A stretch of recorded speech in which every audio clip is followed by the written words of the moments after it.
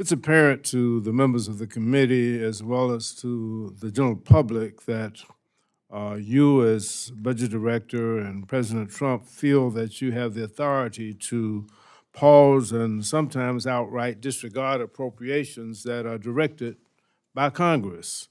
And of course, as we all know, the Constitution explicitly states that Congress alone sets the terms for appropriating funds.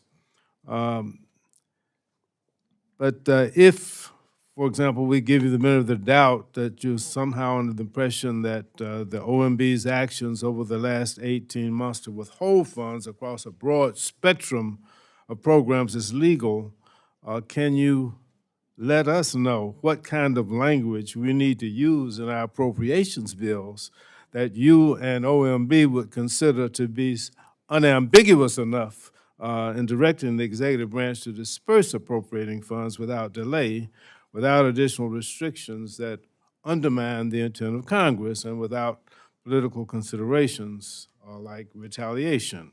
Or do you believe it's possible for us to put language in the appropriations bills that are direct enough that would prohibit you from impounding and impeding the intention of Congress in our appropriations?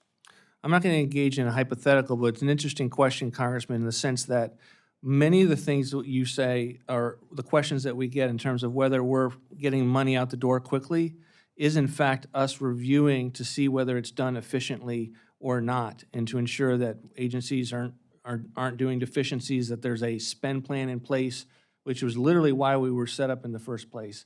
And so I would just offer that as one of the reasons, as you're responding to what you think is data, that we're not spending fast enough. It's often because we're trying to spend but when you well. put a pause, and not spend it at all, when we clearly, and it's clearly intended by Congress for it to be spent, what kind of language do we need to put? Well, I think we have a. What would you difference- respond to? Well, we would have a difference of opinion with regard to the president's ability to pursue executive tools to limit spending. I've been up here before to talk about it.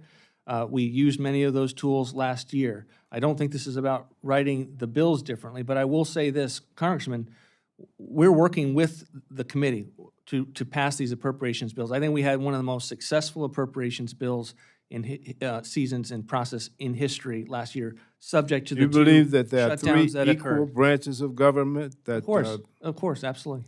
but the unitary executive theory doesn't take precedence over the other two branches, I take it.